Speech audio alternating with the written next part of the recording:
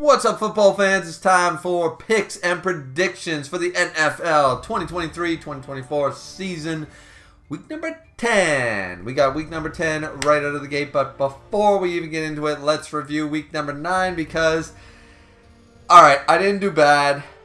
I did okay. I did average, alright, but I didn't do good, alright? I didn't do good. I got 9 points total. Losing the Thursday night game definitely screwed me up, with Tennessee losing immediately to the at-home Pittsburgh Steelers. Should have taken that home field advantage because they only won by a one-possession game, you know. It was 4 points, but you guys know what I mean. So, either way, unfortunately, Pittsburgh won that game, and now I was on the back pedal for the rest of the week. Though, going down the list, Kansas City beat Miami. Though it was a one-possession game, they still won. That's great. Minnesota over Atlanta. That was touch and go for a long time, but Minnesota without Kirk Cousins, I knew so many people would pick against Minnesota without Kirk Cousins being on the injured list, you know, from last week. So I knew that this was a great Hail Mary, a great underdog pick to take, and it panned out for me. Fantastic. Cleveland 27-0. Arizona sucks. Worst team in the league. That one, I mean, anybody who picked Arizona was going for the 100-yard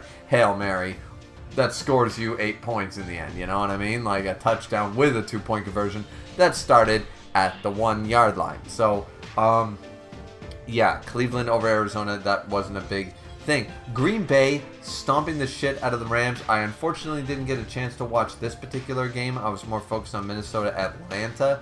But because I thought the Rams would give this 20-3. What happened? I don't know. I haven't had a chance to check the highlights. Been very busy. I don't know what happened to the Rams this week. I have no idea. But it happened. Craziness there, so I lose that pick. So there's my second loss because, of course, I lost the Thursday game. Then we go into New England. Washington wins, another one of my picks that a lot of people picked New England for some reason. I don't understand why. New England was more favored, though it was sort of like a 60-40 idea. I went with Washington, and they did win, though it was a very close game, so I understand both picks. I really do. So far, we're doing all right at the 2 o'clock because New Orleans beats up on Chicago, Baltimore destroys Seattle, though at the very end, here was my second Hail Mary attempt. My Minnesota pick was a Hail Mary attempt, and then against Houston, I thought Tampa Bay could do it. 39-37 with like 40 seconds left to go, by the way. Tampa Bay had it. Oh, watching the down to the wire with that game was just like, oh, this would put me on top. This would put me in the running to win a second week. And it just couldn't capitalize. And I knew at this point I wasn't going to win shit. I wasn't going to win the week, and I was barely going to squeak out getting double digits. Then we go from bad to worse because Indy beats up on Carolina. We expected that. And the Giants being absolutely destroyed by Vegas. To be fair, it was a certain quarterback's return, Jones, and like Aaron Rodgers in week 1, goes down almost immediately in the game. And that set up a bad morale standpoint, and also there was no chance. Who could have predicted that? But if you did, and the Raiders, you know, my own brother was meant to pick the Giants, forgot to switch his pick, was kicking himself, and then was hooting and hollering once we figured out that, you know, yeah. So that particular game went south. And then, all right, here's the deal. Eagles and the Cowboys. Cowboys lost. We lost. And there were a few bad calls on both sides. There just was. There immediately was. We can recognize that, okay? There immediately was. And I'm not going to say that certain scores were certain scores or whatever, but because we had double opportunities to capitalize on winning that game. And it was mostly our screw-up that we didn't win. Because you look at it on paper, and if you actually watch the game, the Cowboys outplayed the Eagles. Due to some very lucky fumbles, and due to our own inability to capitalize outside of Philadelphia had some good luck on their side, and we didn't capitalize on every single play. But overall, the Cowboys played toe-to-toe, and I would argue outplayed the Eagles even though we lost. So it came down to 28-23. We had 2 opportunities to win the game. We didn't capitalize. But I'm not upset at my pick. I'm upset that we lost, but I saw a great Cowboys team out there, and I know we can beat the Eagles. That means I know we can beat any team the Eagles can beat, meaning I think that we are still one of the Super Bowl contenders. 100%. No question. The loss sucks, but it does put more faith in how about them Cowboys. For me, because they played really well as far as I'm concerned, and we gave the Eagles a huge run for their money. So, if some fumbles hadn't been so lucky going right back in the hands of the certain quarterbacks, I mean, game might have been a lot different. So, either way, then we have Cincinnati over Buffalo, and we clean up at the end with Cincinnati over Buffalo for the late game, and then Chargers beating up on the Jets for Monday night for a total of 9 out of 14, which isn't terrible, but it's not great because we didn't hit double digits. Now the leader has pulled away by basically a full good week. It's doubtful that we're going to make that up unless the top 5 guys start doing like 7 and 6 point weeks, and I start doing about 10 and 11 point weeks. It's unlikely I'm going to win the whole thing, but it is what it is. That being said, that was week 9 recap. Let's move on to our week 10 picks because I don't like any of them. Okay, so for week number 10, we have Thursday night game in Chicago against Carolina, going with the Bears. Going with the Bears only because I'm actually going to just give them their 3 points. That's it. I still don't think this is going to be a blowout of a game. I really don't. Because the Bears, when they put up high points, they end up losing anyways because they peter out. It's almost like they go on their 2-minute offense for like 2 quarters, then they're tuckered out. We've seen that happen this year. So, once again, I don't think Carolina is going to make this easy for the Bears, but I still think the Bears are going to win tonight on Thursday.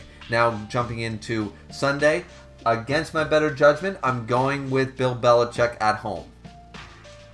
I'm giving him the 3 points as well. 3-point home field advantage. I'm going with New England over Indianapolis because, by the way, Indianapolis, not that good. Not that good. Look at them on paper. Houston's a better team. So, yeah. Going with going with New England over Indy for the first game of the Sunday games, which is taking place somewhere different. Is that a London game or a European game or something? Because it's taking place at a different time. Anyways, Cincinnati over Houston, no question, unless Cincinnati decides to literally not show up. I don't think, I mean, I got nothing against Houston, but, and I like to pick them because I kind of like Houston. I don't know why, I just kind of do.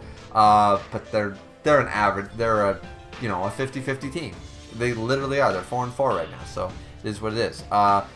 Minnesota over New Orleans, because once again, I can't stress enough, New Orleans sucks, and they've won a couple of dirty wins and a couple of clean wins, but half their wins are dirty, and they don't have that many wins. Minnesota without Kirk Cousins, yes, it sucks, but they proved that they can still win football games. Are they going to the Super Bowl? No, but they're still going to win games, and New Orleans, once again, is down there with the Bears and Carolina and Arizona, as far as I'm concerned, so Minnesota. I'm going with the Vikings at home.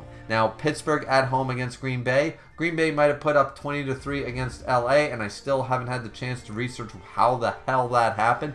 Did the entire O-line just not play on the Rams or something? But either way, I'm picking Pittsburgh to defeat Green Bay at home. That being said, I still think it's a one-possession game. Maybe 2 possessions, but a week two, like 10 points. Like a 10-point differential for Pittsburgh. I don't think it's a blowout game. But I do pick the Steelers for one of the very few times. I think I've only picked them one other time this year, but I am going with the Pittsburgh Steelers at home. Then, my first real controversial pick, I think, is I'm going against the favorite. Tampa Bay, for some reason, is favorited, probably because they're at home. But the Titans have the exact same record as Tampa Bay, and I got more faith in the Titans because it seems I have a better record picking the Titans than I do Tampa Bay. I really do. So I'm going with the Titans. because right now, the only way, once again, we're late into the season. We're over halfway through, and now is the time that you can't just pick all conservatively. You've got to be a little loosey-goosey. You've got to take some risks. Sometimes that pans out, sometimes it doesn't. And I'm still making up for the worst week I've ever had. Somehow, I'm still around the middle of the pack. Somehow. Because, you know why? Because I've had some great weeks this year. I've had some really good weeks. I won a week, this year. So, I got to take some risks. And I'm going with Tennessee because I think a lot of the pool's going to pick Tampa Bay. This is what it is. Same with San Francisco is favorited.